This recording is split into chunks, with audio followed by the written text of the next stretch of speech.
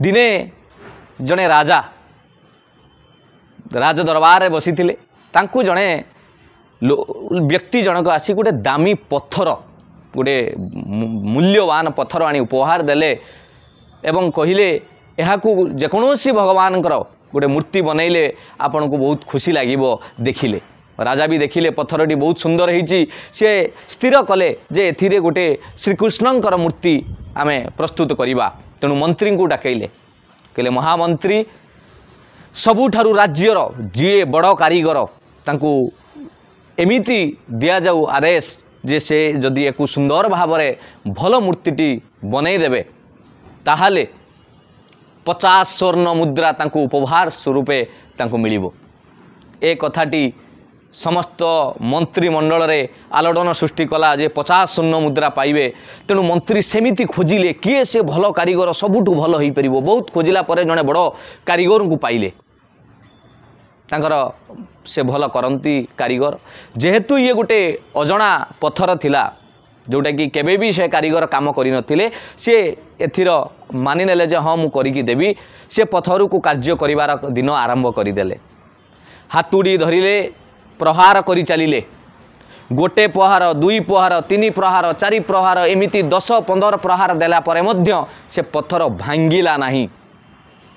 एमिति 20 प्रहार दे सारिले किंतु भांगिला नाही।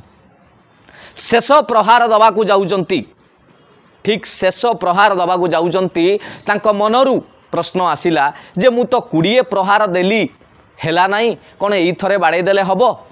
एई मनरे तांको गुटे जो प्रश्न आसिला से आउ बाड़ेले नाही हातुड़ी की थोई देले एवं मंत्री को खबर देले कहले महामंत्री ये पत्थर भांगू नाही एहा दरे मूर्ति तैयारी होई परिबो नाही।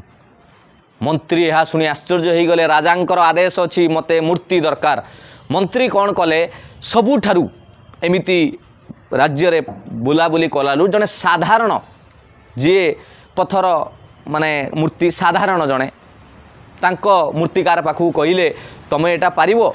से कहले पारिबी कि नाही मु तो कहि पारिबिनी किंतु मु निश्चित चेष्टा करिवि पारिबा पर्यंत चेष्टा करिवि।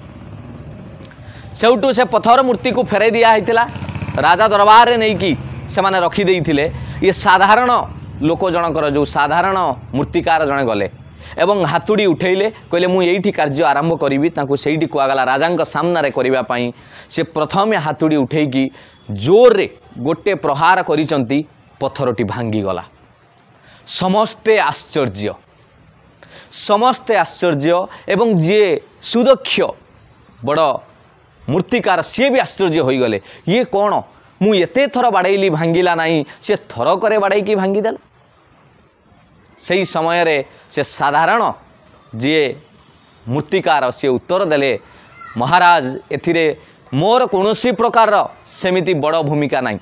कहले कौन पाई कहले बड़ मूर्तिकार जनक ऑलरेडी आगरू बारंबार बाड़े की पत्थर को तार ठीक भांगिबा परिस्थिति को नहीं आसी किंतु आउ जदि शेष प्रहार से देई थांते ताहले से भांगी जाई थांता।